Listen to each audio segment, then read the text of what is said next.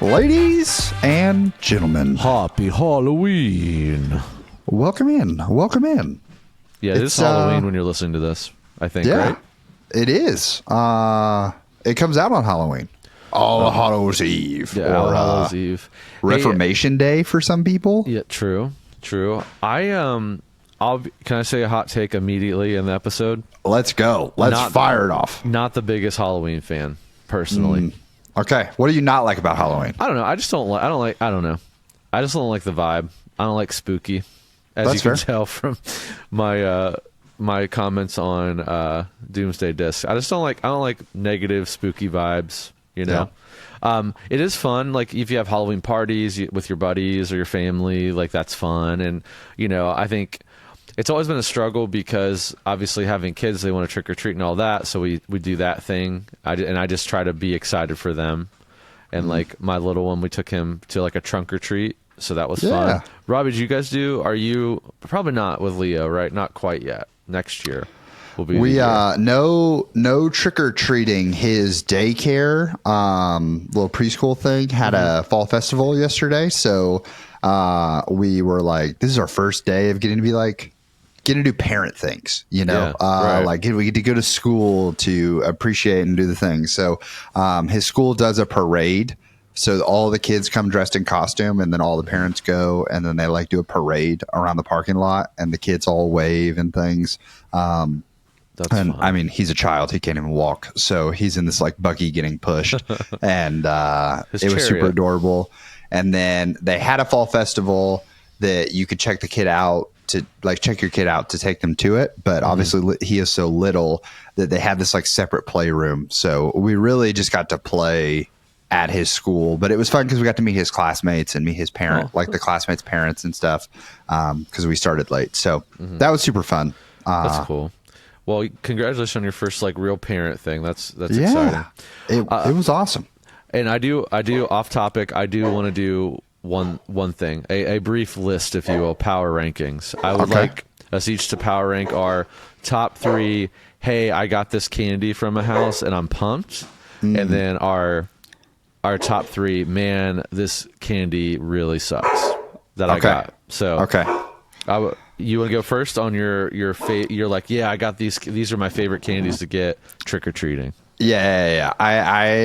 I'll go 3, 2, 1. And so number 3, I have wild takes on candy. So just be ready for this. All right. Because I am not a traditionally super chocolate lover. So I have to preface all of my takes with that. So my number 3, Nerds. Okay.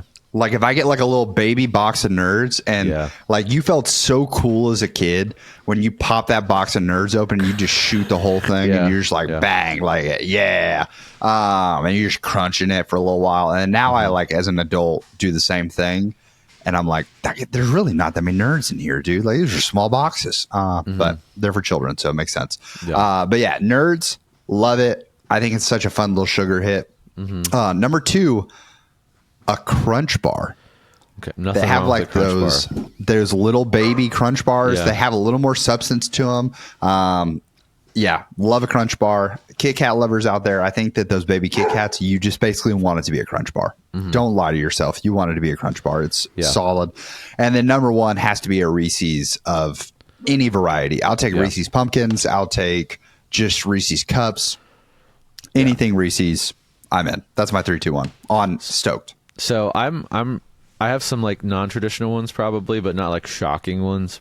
My problem with Halloween candy in general is I feel like no matter what candy you get, it kind of tastes the same because it's in a bag with all this other sweet candy. So I will, if I'm like buying candy like as a treat in like a big bag, I historically will not get like if it has like Kit Kat and Twix and then Nerds or something random in it, I will never touch that bag because that whole bag's gonna taste like Nerds. All right, and I love Reese's, but it's not gonna make my top 3. Wow. Because it's usually like stale on the inside, or it tastes like sweet like powdered candy or something. So I'm going Number 3, Mr. Good Bar. Okay. That is an adult take. Yeah. I love it. And also, it was always the one that no one really wanted. I'm like, this is a gold mine. I'll trade you all my nerds for that. I don't like nerds. All right, we'd be making some trades, brother. We'd be making some trades. Easy trade. Number 2 is probably going to be a Twix, because I love Twix. Great choice. Then number 1, which is my all-time favorite candy bar anyway, again, good trade value, is going to be a Baby Ruth, because that's my favorite of all time. Yeah. Baby Ruths have that, like, I get the sweet hit of candy, but I don't get because it's not like a nugget filling on the inside. I don't feel, I could pound some Baby Ruths and still feel like I got room for more. Yeah. And I don't love, it's not like super sweet. Yeah. Like the salty sweet balance is very neutral, which I like. Which is why I don't like Pixie Sticks, I don't like Smarties, I don't like Nerds, I don't like super sugary like candies. Yeah.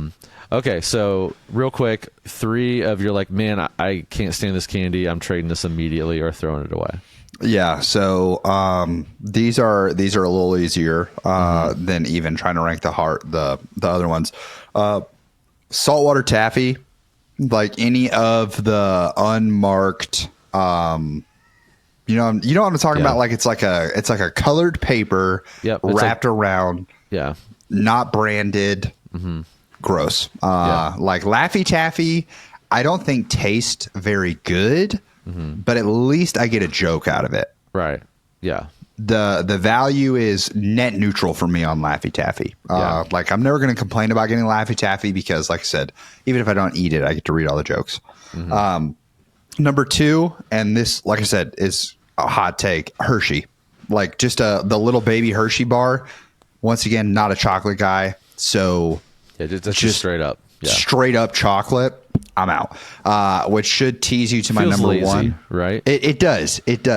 And number 1, fake chocolate that isn't even chocolate, Tootsie Rolls in any variety or flavor. Like don't juke me with the fruit flavored Tootsie Rolls. Ugh, like that's not it. Yep. And then just, if I eat one, people are like, but dude, there's sometimes where a Tootsie Roll just hits, man. Like it just hits. And it's like, yeah, when it touches my tongue and then I'm 17 bites in and I still haven't gotten past like the chewiness of this rubberized log that I've stuck in my mouth. Yep. And I'm just stuck in this fake chocolate flavor. It's, if you watch baking shows, sometimes they'll be like, oh, did you put extract in this?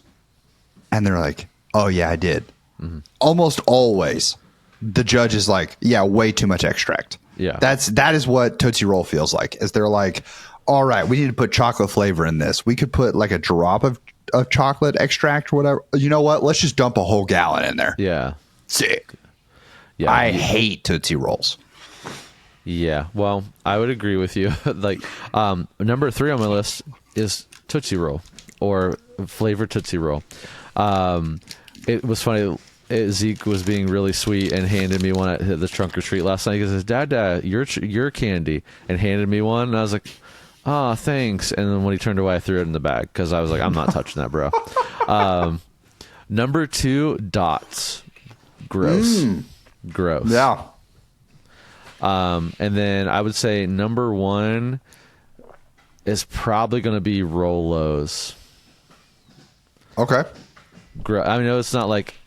No, actually, I get it. Rolos, I feel like Rolos are tough to eat. Like that caramel, whatever you want to say on the inside is always like petrified. Yeah. And so it's just so sticky on your teeth. I'm going to change my answer, actually. I'm going to change it to... Rolo honorable mention for bad. Yeah, Rolo honorable mention. It's like in Tootsie Roll territory for me. I get it, but it's just not for me. Number 1 is any of those like... cellophane wrapper candies that look like a strawberry or butter, like a butterscotch like candy, a strawberry candy. Yeah. That just like, if you try it, you're like, I'll try it again this year. Put it in your mouth, instantly bite it. Your teeth are stuck together and you're like, this might pull a tooth out. Yeah. Gross. I'm going to the dentist tomorrow. Yeah. Right. Okay, well, welcome to In the Bag Halloween edition. What's in your Halloween bag? But let's get back to let us know your Halloween bag. What are your top three do's or top three Sykes and yikes? We'll call I like them. That. And if you like Tootsie Rolls, stop. Okay, we can continue. So, Robbie, what do we got today for our questions here? I know this is a little carryover from last week, and then we got some new ones as well. Absolutely. So coming straight from Anonymous is we have I'm currently an 800 rated player. Just started to play competitively to be in more disc golf tournaments. Pushing awesome. 420 feet with their backhand while wanting to increase distance. I know I'll lose consistency. The issue I have right now is being consistent on shorter drives. How do I improve my short drive game and being more accurate with my upshots? So I'll go ahead and say the obvious thing here, and then I'll let Brad kind of give some ideas. If you're 800 rated and you're throwing 420 and you still want to push your distance, I'm not going to tell you how to play your game. Mm-hmm. But if you're looking for advice, you don't need more distance. Like at 800 rated, if you're throwing 420 feet, we have some issues between the ears and we have some issues on the short game, like by far, because you have way more than enough distance than you need.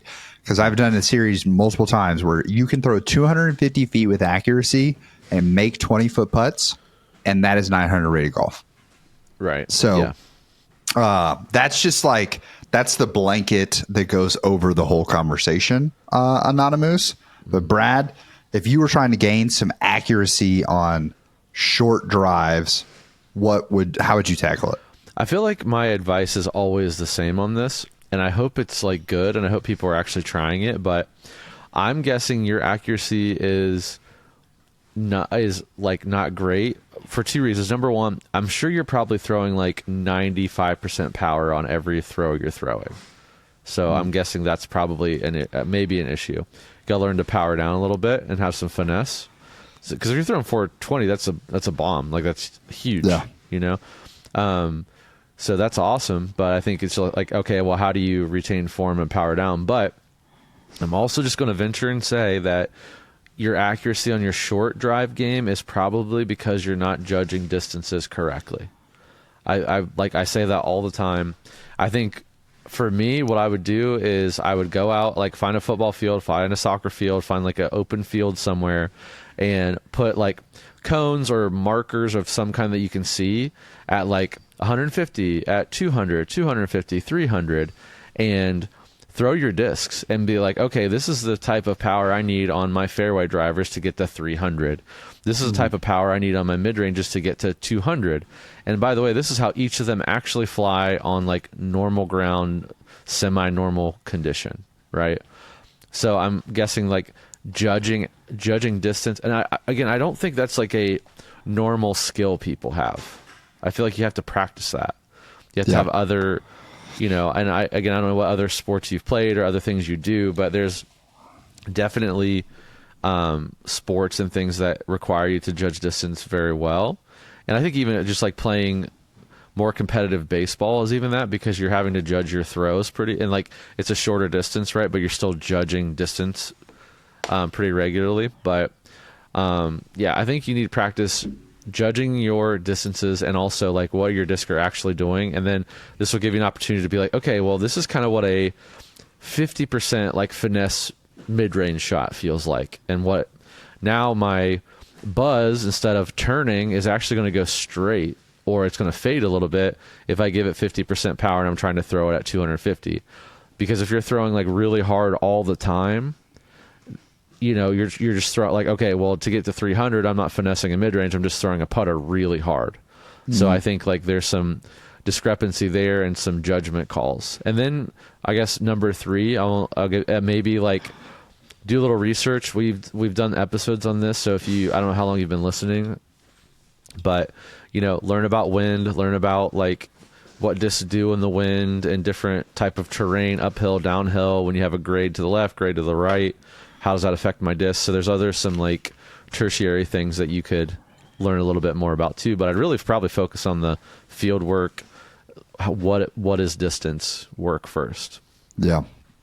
Yeah, I think that's really good. Knowing your distances, so that way you can walk in with I need to throw this here. I think one of the biggest things, the quickest tips I can give, I guess, is that often people will tell you to shorten your reach back. Like, don't think about having to do a full throw. If I'm teaching someone how to do an upshot, one of the first things that I teach them in upshots is that we're not turning our head all the way away from the target as if we're throwing a full power drive, right? Like, it's supposed to be an accurate shot. And so if you're throwing 420 and you need a 200 to 250 foot drive, that's an upshot for you. So you can approach it just straight up as an upshot. You can do a standstill, maybe, like, you can shorten things that way. But the other is that often when I see players who throw really far and they focus on trying to throw really far at first before they get that accuracy, when they go to embrace that advice of shorten the reach back, they do not fully commit to the shot anymore because they're like, I shortened my reach back, so I have to now go soft. The reason that you're shortening your reach back is so that you don't have to throw an undercommitted shot. Like, basically, I'm not like, I think about it, and this is probably especially with Brad in the room, like when we're drawing the string back on a bow, I'm not going to pull it back all the way necessarily when I'm trying to, like, if I'm trying to throw a shorter, the further I pull it back, the more power I have. Correct. But it's not like based on how far I pull it back, my aim and my focus and my preparation for letting go of the shot should adjust. It's like, oh, it's a shorter shot, so I don't need to pull it back as much, and I can just kind of like let everything be loose and fire at the same time. Like, there still needs to be a sturdiness and a commitment to it. And I think that's where they come up short, is they will shorten the shot. And I've even talked about it in videos before where you're like, I don't think a putter can get there, but a mid's going to go too far. And so what people end up doing is they don't throw the mid as hard as they can, but they don't throw it hard at all either. And then it ends up shorter of where their putter was going to be to begin with. And it's like, okay, you went to a mid because you wanted to make sure you got there. So just be like, worst case scenario, be long, type deal. Exactly. So Noah asks, I'm getting ready for my first disc golf tournament. What should be my mental game going into the tournament? Oh my. I hate sounding generic, but like, have fun. Like, yeah, I often find times if the more fun I'm having is directly equivalent to how well I'm shooting. Yeah. Just throwing that out there. You're going to have nerves. I mean, if you're someone who gets nervous under pressure like that, there is a different pressure or different feel because you can't, I don't know. This is maybe an interesting thought experiment, Robbie, but what do you as a coach, and even coaching someone like Cadence or like being on the back for Sully, you know what I mean? Like, if I go out and play a casual round, I can throw, and like, I want to shoot my best. Like, if me and you and Jason are playing, I want to shoot my best because I am competitive. Like, I want to not be last, right? If we're playing it, but like at a turn, like if I throw a bad shot, if we're all playing casual, just kind of chill. Like, it's just like, oh, okay, whatever. It doesn't mean anything, I guess, even if I'm trying to be competitive with you and Jason. But the minute that tournament is like kicked off, like your start time's there. It's like when you throw a bad shot, it's like that thing is etched in stone for eternity. So I think like that like, I don't know how to describe that other than what I just did, but like that is often tough. I think even for me, if we're playing a round that I know it's being filmed, can't wait to see those, Jason. Those are going to be awesome.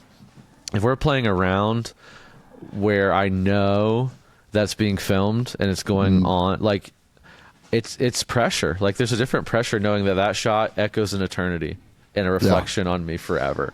So I think if you can find a way to just like let that go and just be like, it doesn't really, it matters, but it's just disc golf. I think that's what I'm saying. Have fun. I think you'll shoot a lot better. Go ahead.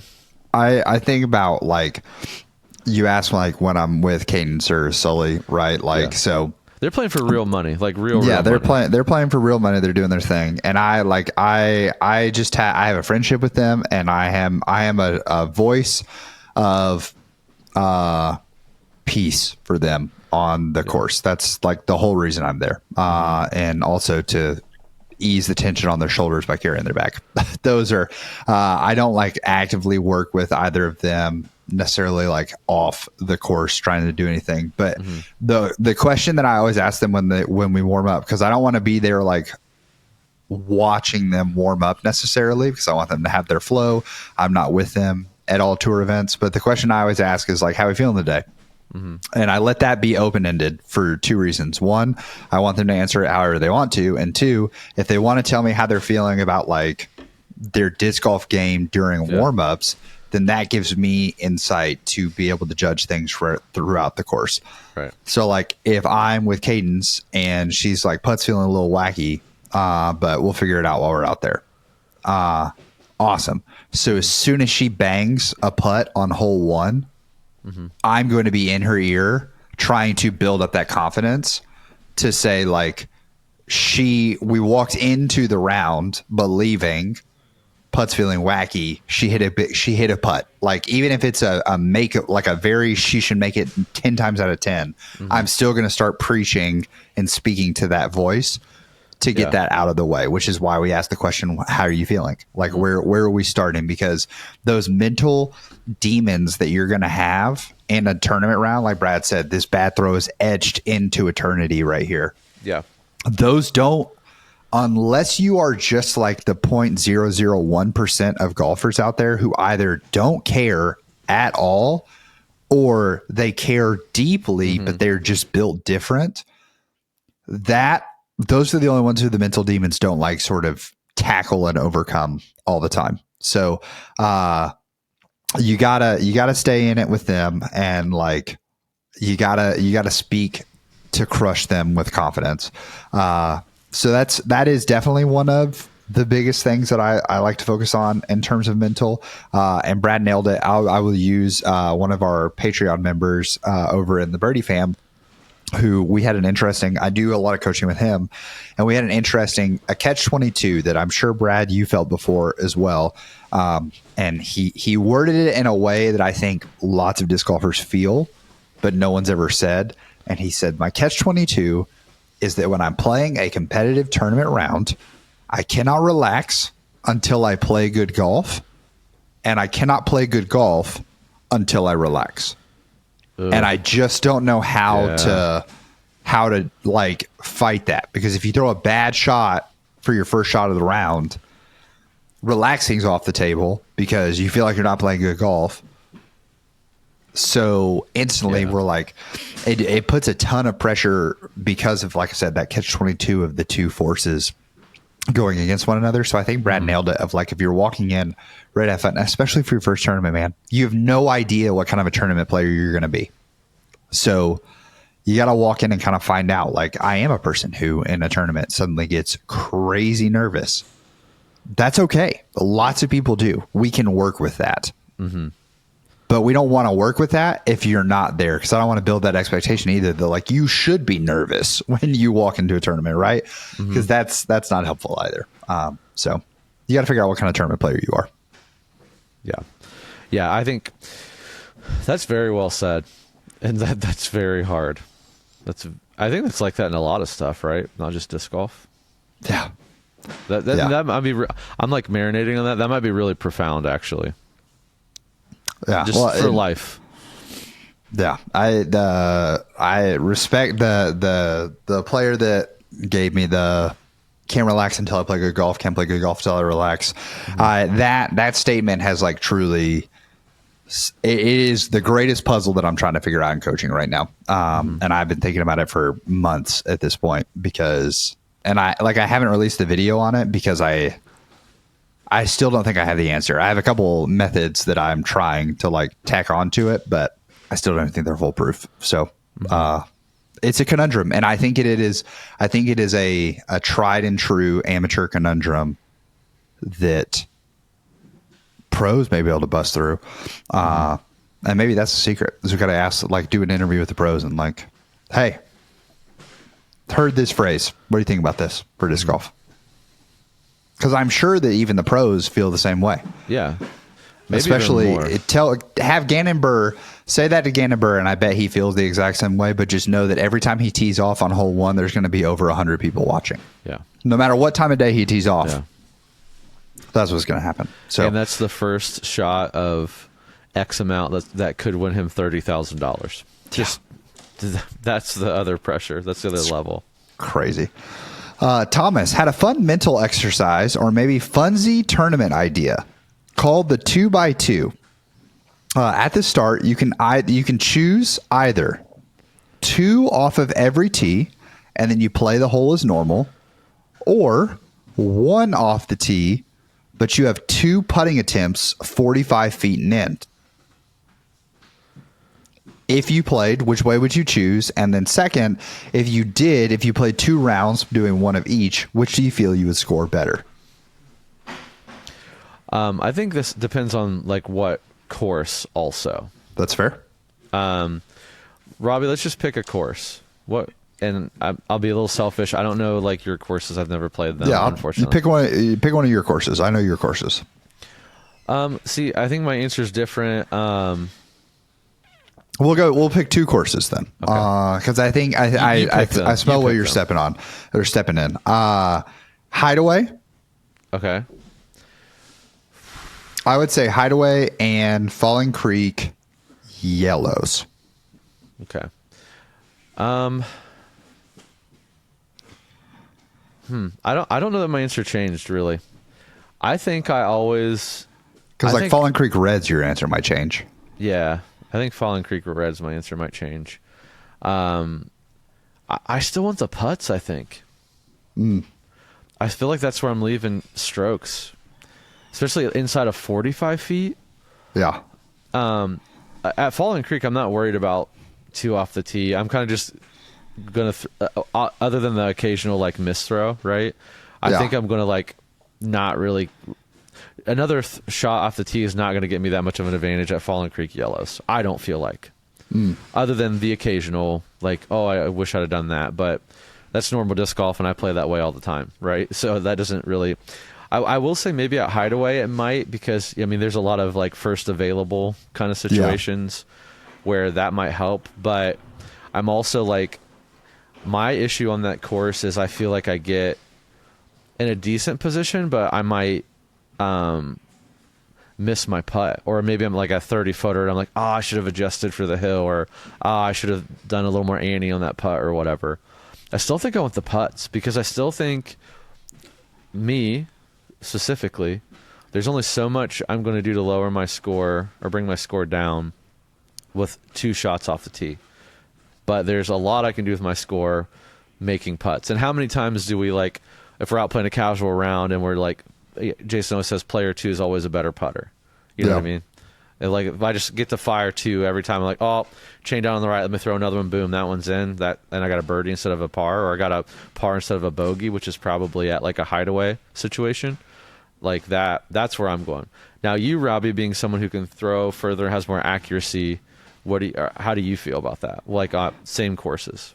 Yeah. So I think my answer doesn't change for either course, but I can see, to me, if I'm playing a shorter course, I want the putts for sure, because most of the time on birdie or die courses, and like Falling Creek Reds would be a great example of a birdie or die course for someone playing MPO. Like if you're playing MPO at Falling Creek Reds, you've got to be at 13 or 14 under par, or else you're losing strokes. That it's just that scoreable all throughout. So I want to make sure that I am getting 2 looks, because my drives most often are going to have me within 45 feet on a course like that. Whereas you nailed it on a course that has a little more length to it. Those drives, how good are my drives going to be in terms of giving me those opportunities? So to me, where this comes down to is, where do you have more confidence? Like, I agree that I think player 2 is a better putter. I think that I can make the correction pretty instantaneously on a missed putt. But I prefer, especially on a wooded course, I think I would like to not have so much pressure on, and this is where I look at the most inconsistent part of my game is tee shots, because I know that my short game is good. I know that my putting is good. It's just always like every time I'm standing on a tee box, I feel this like overwhelming amount of pressure of, okay, Robert, how bad are you going to screw this hole up so that the rest of your game doesn't get to shine based on this throw right here? Yeah, that's true. And so for me, I would go with the drives just because having that pressure off of like, oh, this immediate shot doesn't really like. Yeah, and then on the occasion that I throw, because most of the golf that I play is pretty safe off the tee anyways, because I'm so inconsistent. So if I threw a good, safe shot right off the gut, then it would be like, okay, get aggressive. Let me throw aggressive for the second shot and see what happens. And then if a couple of those go well, all of a sudden I'm building a ton of confidence to start doing more down the course. So I would go that direction, but I think 90% of people, if not greater, Thomas, would go putting. And I think that is absolutely the correct choice because of what Brad said. And player two is almost always better. Having two looks is going to be that. I'm a basket case when it comes to mental on the tee. If you guys, it's been out for a week at this point, over a week. Episode 2 came out yesterday. Go watch episode 1 of Imposter, hole 4. I try to throw a disc on Hyzer, and I hit trees on the right. And you know what? I'll go ahead and say this here. The drive was bad. I got a terrible kick to go along with a bad drive. Yeah, especially the angle you threw should have just popped out and not been a huge deal. Popped out, dropped down, like there should have been, and instead it like went 90 degrees right. Yeah. And then Trevor hits a iron branch coming out, which also makes it bad. So, and if you want like full context, you can see that we had the afternoons off during that. A little welcome to the behind the scenes. We had the afternoons off because we had all these creators in town, so we could go collab and shoot videos and all that. So most of the collabs that you've seen and stuff have already dropped prior to this. I don't know of anyone who shot something during that didn't drop already, if that makes sense, across all the creators. But I actually shot a video with Overthrow, and we were on Josh's channel.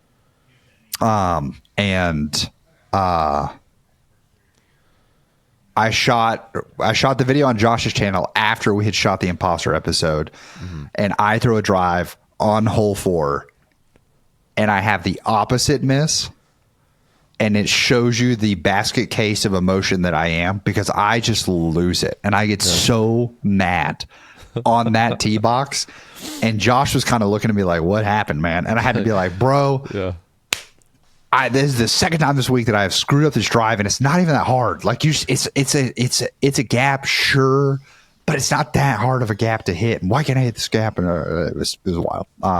So he's like, "There's trauma behind that. There's trauma behind that." Because I did it with the same disc too. It literally was just tough. Well, and last thing I'll say too is like I think there's, for instance, off the tee, there's such a gap between what your like your version of what your bad shot looks like and your great shot. There's such a big variety there, whereas on the tee for me a bad shot and a like great shot, there's really not that much distance between those two things. Does that make sense? Like on let's say hole 1, right? On hole 1 at Fallen Creek Yellows, if I shank one to the right, I'm gonna get an upshot and a par. You know, I can't really, I mean, I can, okay, maybe that's bad. Hole 2 at Fallen Creek Yellows. I'm going to get a bogey at best there. So there's not a lot of danger there for me. I'm not going to like throw one drive like 320 feet and the next drive 450 feet. Yeah. Like you can do that. There's a very real possibility that right situation, you could do that. So like for me, I'm just like, it's not going to help me. I'm just going to throw something out in that fairway, whether it's 250 feet or 350 feet, doesn't really matter to me. I'm just going to throw another same shot again. You know what I mean? So I think but now putting wise, my good day and my bad day putting are very different. Like I do have days where I can hit everything. And so anyway, I don't want to spend more time on that. I just want to say that there is like that's probably the factor to consider in that. I want to pitch this idea to Jason. I think we should do this maybe at like Timbrook or something, where like before we play the hole, we choose option 1 or option 2. Yeah. And just see, like, go head to head and see who can score. Yeah. I think it's also like, I think you nailed it. It's a great 2-part series of do it one way, do it the other way. And you're competing against each other, and you're also competing against yourself to see like, which of these hits my game. And Timbrook is a great example of this course, right? Because you have a day where it's like hole 1 with 2 drives. There's a very real chance Timbrook hole 1 that you have a drop in putt. Like that is very possible. But also there's a pretty good chance that your drive's going to put you in the circle. Yeah. So 2 putts is probably pretty good right off the tee, right? Yeah. Like, whereas like hole 3, that's a 2 off the tee situation. Probably 2 off the tee is probably ideal. Because if you get back there, your putt, you either have a putt or you don't. So like, and 2 is not going to be too helpful. Hole 1's a good example of like, all right, if I have 2 putts and I'm like, I'm putting up the hill like 30 feet, I'm literally the first one I'm laying up under the basket, so I have a safe shot, and the second one I'm running it. Yeah. And there's no consequence. Yeah. Which is an interesting conundrum there, because I would have done the opposite. I would switch that order in my mind. I would run the first one and then see if it sticks. And then if it because if I run the first one and it doesn't, or like it rolls away, then awesome. I give a soft bid to the second one. See, I like to get 2 shots. I like feeling like, okay, this is the distance kind of. And then I'm like, oh, I'll give it a little more, Yeah. Hey, that's the beautiful part about our game. Yeah, for sure. Okay. So, I want to bounce around a couple of questions, and then, cause I think we got time for probably 2 or 3 more. Yeah. So Wyatt Wood asks, what are y'all's thoughts on the infamous Goose Rock OB debacle? How much have you like, I know you were obviously at the event, but you weren't there. I was actually, the funny part was I was under the VIP tent. I was watching everyone come up hole 18, and they had a TV set up to the left of me. And it was funny because I was like standing there at the table, and Anthony Barella and Paul Ulibarri and Ezra Aderholt and Sully all pulled in chairs like right in front of me. And we're watching this TV and what's going on with Goose with no sound. We have no clue what is actually being said or what's happening. And so they're like, why is he going to the what? Yeah. It was pretty electric to hear Paul Ulibarri's in-person commentary on what Goose was doing or not doing. That was pretty funny, actually. And also Anthony Barella came in with a packaged Tech Deck skateboard, which I have questions. I don't. Oh, he's a big Tech Decker. Is he? Did you not know that? No, I had no clue. So I don't know if someone brought him one or something. All about his fingerboards? Is that like the proper? Yeah, that's cool. Term? That's cool. But yeah, okay. So I don't know a ton here. Can I tell you my understanding and maybe you fill me in? Yeah. I'm also not like super qualified to maybe give commentary on this, but I'm going to do it anyway. So my understanding was he's approaching, or he's throwing his second shot, right? Second shot. Because he threw, did he clip something on the way? He didn't have a great first shot, right? He slipped on the tee. That's what it was. Yeah. Trying to throw a flex shot and didn't get over on it. And so it went OB. So he's technically throwing 3. Right. But and he's on that little it is hill. his second shot. He's on that little, there's the cart path, and he's right there. He's trying to approach this now. This green has actually moved up the hill now from where it was historically. So he's trying to approach, which is great. And there's it's guarded by these rocks, right? And I think the question is where his disc hit, did he hit inside the OB or did it hit outside the OB? Which is not super clear, right? Which is the kind of the conspiracy here, right? Yeah. And then also the out of bounds judge, the person that was flagging in and out of bounds, called it allegedly called it early and all of that. So that's kind of the general consensus, right? Yeah. So basically there's a rock island that they're trying to hit. Right. And the OB line is at the base of the rocks. Correct. Around the hole outside of it. The rule for progressing on the hole is that if your disc crosses the island, then you get to progress to where it was last inbound. And like last touched, basically. Right. So the goal is just sail the island. Yeah. Even if you don't hit it, sail the island, because if not, you have to go to a drop zone. Or if you never cross, then you have to go to where you were last in bounds, which was often further back away from the island. Yeah. Wherever you cross, But if you did cross, then you can go to where you're last in bounds. So, okay. So essentially the debacle is like, I'm going to use a visual here. Rock is here. OB line's right here at the base. Sorry for you people watching on podcast, but the debacle was disc hit here on the rock, correct? That's and what the debate is. Did the nose of the disc essentially cross that line, that plane, or not? Is the real what if, right? Yep. So I think number one, let me give some grace to people first. Number one, stop coming after this out of bounds judge. He is a guy that wanted some free swag that is not a trained professional. It's not his fault. He's doing his best. His volunteer. He's a volunteer. He just, Now, do I think it's on the PDGA when you have a $30,000 per or first place prize to even on like the last couple cards of the day where the big money is there? Do I think that or it's even just the championship, do you have more skilled people or registered TDs doing that for that event or the last day of the last event where it really matters? Sure, I think that's probably if fair. We want to elevate our sport and people are talking about, oh, we need to be more professional, that's probably a good step, especially when a lot of money is on the line. Because Goose between first place and like third place, I mean, what was that? That was like $10,000 or something. It was five figures. It's a 5-figure difference. Yeah, that's a lot of money. So, number two, that in my mind, don't come at me, people, but I think that's poor course design. I don't think you should ever. You can make an obstacle hard or something hard to do, but like I don't know. I feel like you would think about that scenario. Like, okay, what if it hits the rock? Where is it? Is it inbounds? Is it out of bounds? I think it's poor course design or poor hole design, possibly. You either want that. I understand the I guess the thought of the design, which is like you want the rocks, you want them to have to go over the rocks. So you're making it harder, right? You don't want someone to be able to skip like over an OB line or whatever some of these guys can do, but the rocks are now an obstacle.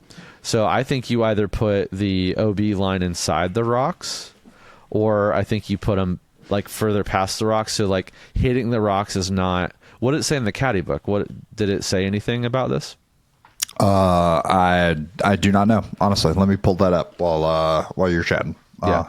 Well, because I mean, again, I don't know. Maybe it's just like if we're talking about an A tier, then like maybe it doesn't matter as much. But we are talking about the Tour Championship with a lot of money on the line, so I feel like you have to think about what the possibilities are of that obstacle, and or label it as such, and put the actual ruling in the caddy book. If you hit the rocks, it is inbounds or out of bounds. If you hit the rocks and bounce backward or whatever, it's still considered not crossing into the island. Which I'm guessing it didn't say, or this wouldn't be an issue. Yeah, no, I'm. What are your thoughts, Robbie? This is just I'm just like a random guy commentating on this, but.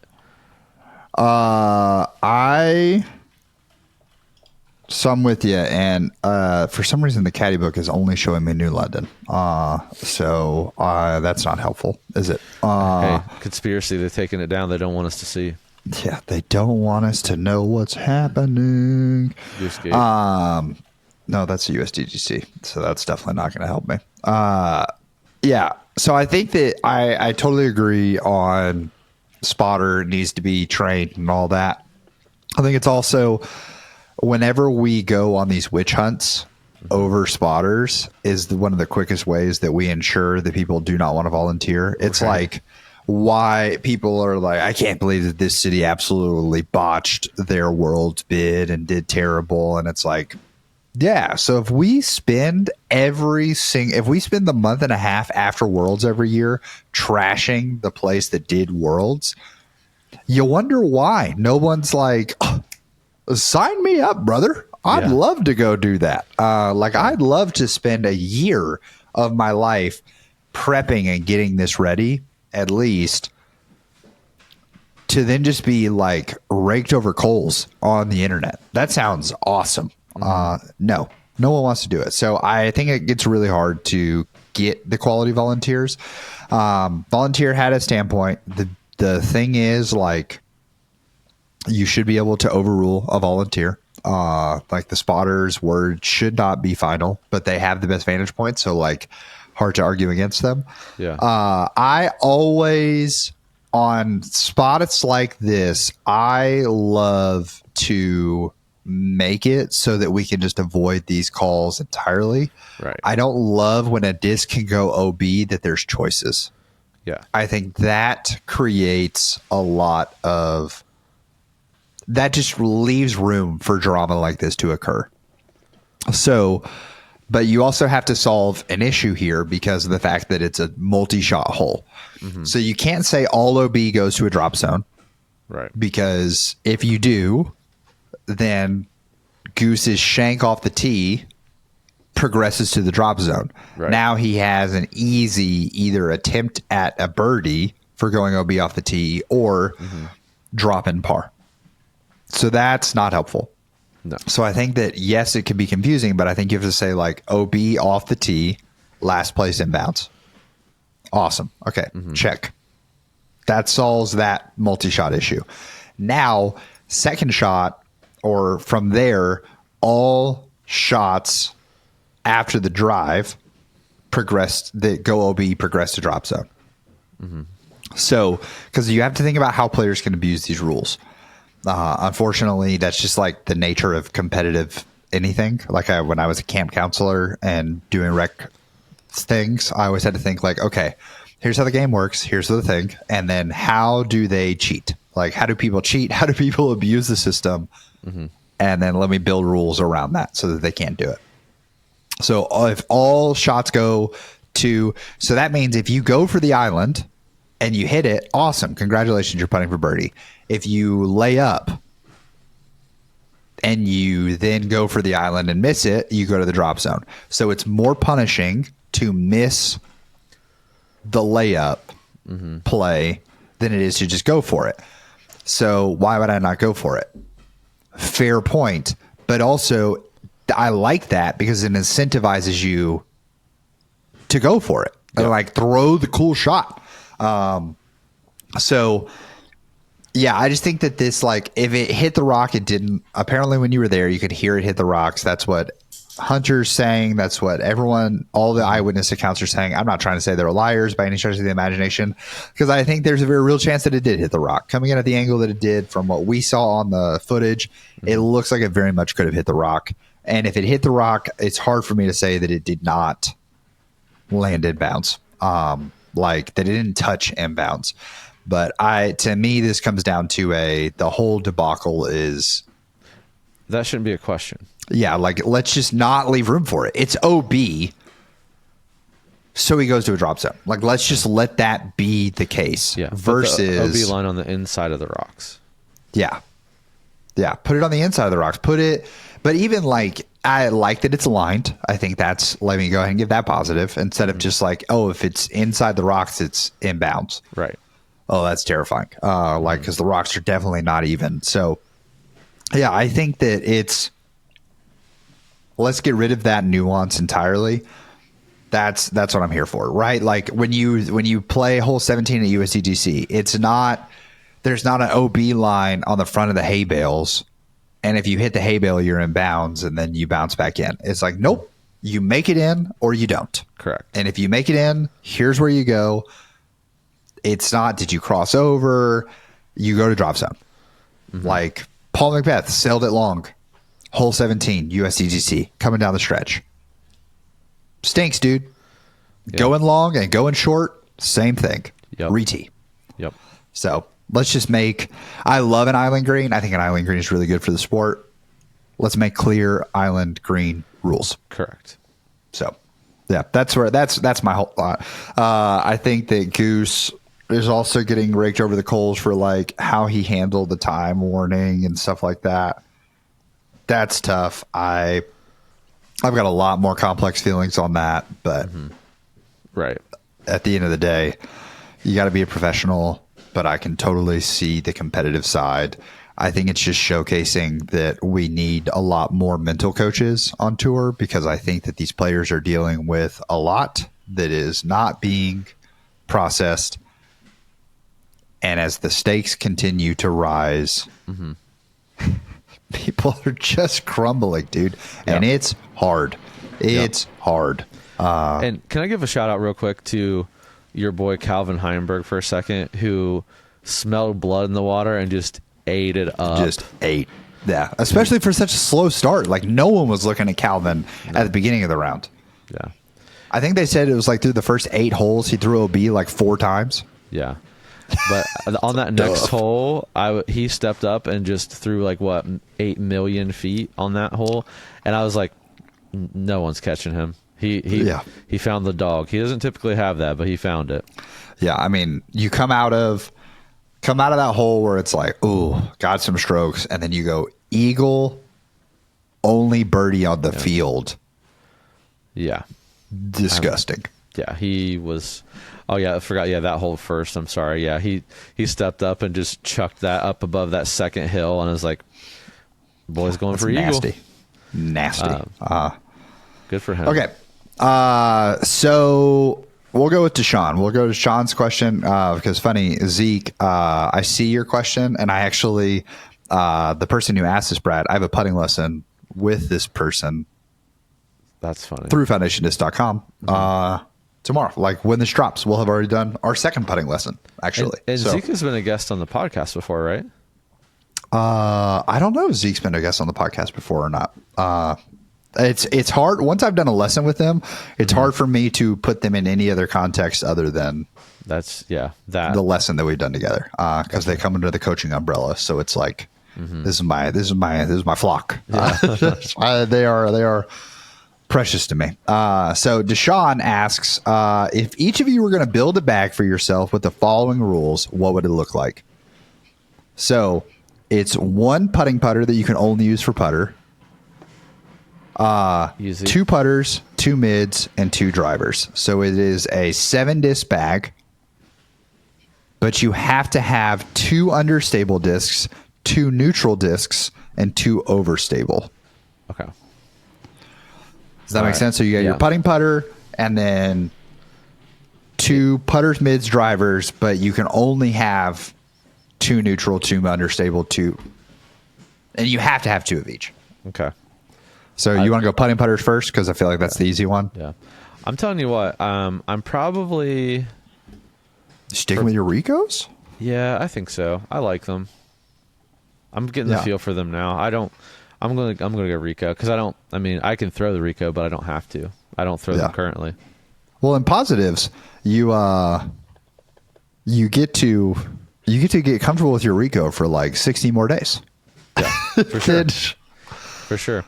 But once again, no one's making the foundation crew change their putters every year. You guys are crazy because you're doing it. Yeah, I can't decide because I mean, I really want to hang a banner for putting league. Yeah. I have been doing much better though.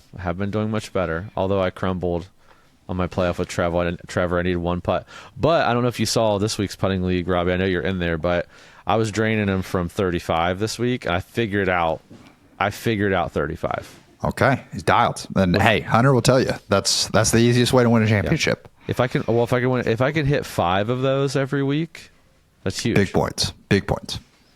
Yeah. So. I'm going to go with Birdie Blend Wizards. Oh, interesting. That sounds like a good choice. Yeah, I never saw that coming. All right, so putter, mids, drivers. And we can only use that putter for putting, by the way. That is Sean's rule. Yeah, that's fine. So our next 6 disc putters, mids, drivers. Okay. Ooh, because we gotta be careful. Understable, neutral, and overstable. Yeah. So I think, I mean, overstable, I've got to go envy. So that's already going to be taking one overstable putter slot for me. And then putter, I want a neutral putter also. So I want, I can't say neutral envy though, can I? Ooh, see, I don't know. I'm going to go pass. Go to you. This is tough. The putter thing's way more tough. Oh, okay. My first pick, I'm going understable. I'm going ozone, understable fairway driver.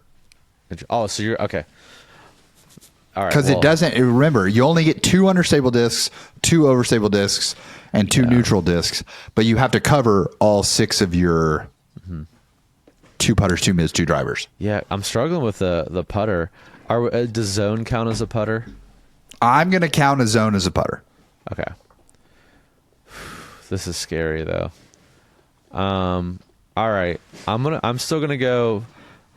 I'm putting both of my overstable options in my putters. Okay. I'm going envy and I'm going zone for my putters. Both overstable, so they're off the table. Okay. Second pick, I'm also going zone. I'm going ringer top zone, overstable. Okay. Would you call a Grace neutral? Oh, yeah. I'll call it Grace neutral. I'll call it Grace neutral for you. Yeah. Well, hold on. I'll go FD as neutral. I would definitely call that neutral. Yeah. FD for my driver. The neutrals are where I'm struggling. So here's my question. Luna, Zone SS, would you call it neutral or overstable? I'm gonna call it. We'll call it neutral. Okay. Then I'm going Zone SS.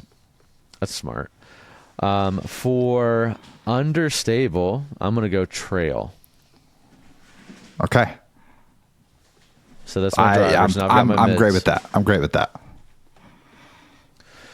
So yeah, so I have a neutral and an understable for my mids. Yeah.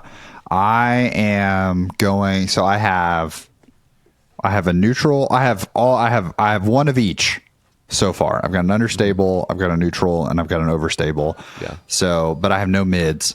So I am going to go Quake for overstable. Overstable mid. Yeah, I almost went that, but I had to have the.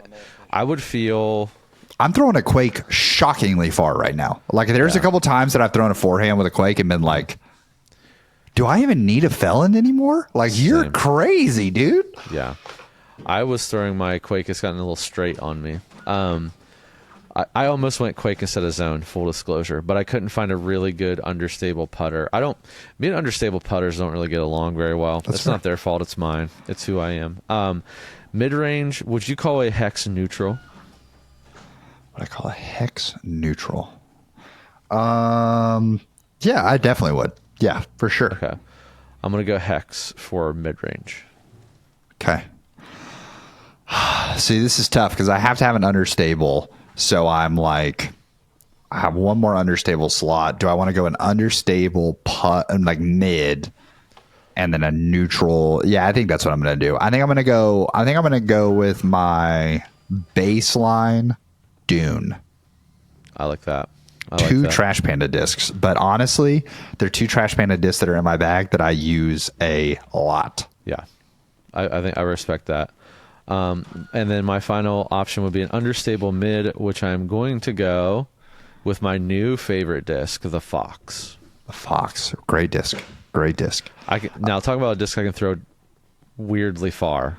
Yeah, I don't know. I think something about it gives me the confidence with the new form like I'm working on to really like step in and like not be afraid of the hyzer and just yam it, and it will just like glide, flip up, and just turn. But I don't know. It's like it's hitting a wall. Like it won't turn all the way over. Yeah. Okay, so you've classified trail as understable, so I can't. Well, that would be neutral. That, to be fair, can I revoke that because that would be by definition neutral. Yeah, because if that is neutral, then that's how I'm closing out my bag, is I'm putting a trail in there. See, my trail is really understable. Yeah, my trail is not understable. That's the problem, right? I will change mine to. But you stick with yours. You stick with yours. I can go a different direction. I can go a different direction. Because you didn't go trail. You went FD. Oh no, you didn't go Grace. You went FD for neutral. Yeah. So you can go with your trail understable, because I can see I've thrown a lot of trails at this point, and I can see why people would classify, even though it's like a -1/1. I can see why people would say understable. I'm also very happy to change mine to the diamond, which I love. So okay, yeah, I'll change mine to diamond. Neutral. I need a neutral driver. So a couple ways that I would approach this is I would put my lightweight Z Segara in there, like a 168 Z Segara. It's pretty straight for me. But if that was cheating, then I jump to fairways. I'll tell you a disc that I threw recently that I was like, man, this disc is really good. Reminded me it was good was the Gorgon. Yeah, I want to love the Gorgon. It just slips out of my hand so much. Yeah, like I don't think I would bag it, but it was really good. I enjoyed it. I enjoyed throwing it a lot. Yeah, I put the Gorgon up there. So, by the way, this is yours. I got it back. Oh, baby. Gosh, guys, the Segara is so good. Between the Segara and the Cicada, I just like enjoy stepping up to a hole and being like, this is a fairway driver throw. Yeah. Let's go. Right. I'm shooting a video this morning that's about like throwing far like via your run up, or are you throwing far via your form? And gonna throw some tech disc numbers in there and see what we can do. So it should be a good time. But I'm enjoying it because like at the end of a video, I spent about 45 minutes in a field just testing this theory, and it was fun. When the hits were coming, I was getting my Segaras to go like that lightweight Segara I was talking about was coming out on Hyzer, and it was going boom and like immediately popping up to flat, and then just getting the hint of turn out of it. And I was like, oh my gosh, this is like what this disc was made for, baby. But also my coach Blitz sent me some Wraiths, and I 100% lost one of them because I obliterated a disc, and I was like, oh, that comes out of it. That's going to be nasty. It did not come out of it, and it just sailed straight into a creek. And I was like, well, RIP that Wraith. But if you lose a disc, thankfully, there's a great place to find them over at foundationdisc.com. Brad, what do you got for us? All right, this week, not a ton of drops, but we do have a very cool Victory Confetti Thrasher, the Missy Gannon Confetti Thrasher. And then we also have the first of its kind, which is the Cole Redolin Victory Confetti Tsunami. So saw those. That's a very fun disc as well. Let's see. What else do we got here? I can actually pull up my list. We have, Gooders are actually going online this week, Robbie. We've actually been cleared to sell Gooder online. Hey. So we're going to kind of slow roll it out. We're going to have like several designs available, but as we see how people take to that, we will actually add more and more designs, colorways, that sort of thing. So that's a good time. Chiplocked is restocked on the website after watching The Imposter and seeing what we do Chiplocked there. I want to make sure we had some available. Very fun game to play if you haven't played that. Different varieties of games you can play actually with Chiplocked. We also have the Drift Plastic that was launched by Dynamic, which is essentially the zero gravity, that sort of thing. I think they're all like at most of them are 130 class discs. EMAC Judge, Evidence, Sergeant, and the Escape. So those are all fun, and they all float on water. So that's a good time. We also have Moonshine Mixtape Warrant. So another fun dynamic disc. mold as well. Innova also released the Calvin AVRs. I don't know if you saw those, Robbie. Yeah. Owen Scoggins AVR X, Owen Scoggins Swirly Champion Destroyer, or Swirly Star Destroyer, her championship series of that, and then the Star Fox, the Halo Star Fox. I got to get that stamp. We got to get Star Fox stamps like today. That's just one of my favorite characters of all time. But yeah, so make sure you check that out. And if you're listening to this, it's your last chance to order the October subscription box. It's the Ken Climo, what Climo disc collab we did there. Awesome stamps, cool mini. Like, check out this cool glow mini, Robbie. So good with that, like those black hollow circles. Yeah. So that's the swag item. And then next month, make sure you're subscribed for next month's mystery or subscription box, because it is wild. It's wild, wild, wild. Robbie, have you gotten to throw the disc yet? No. I'll send it to you. I'll send it to you with the Sagara. I have. I'll be there in 2 weeks if you just want to hang on to it. Yeah. Either way, but here it is right here. You've seen Hunter have it in his bag. Here's another one. Very excited for that. So you definitely want to be a part of November subscription box this month or next month. For sure, guys. And then small shout out. Atlas Pioneers are restocked in 4 different colorways. So if you've been waiting to get one, several of you jumped on it immediately. Appreciate you all. Appreciate the support there. But they are available at atlasdgs.com or atlasdiscgolfsupply.com.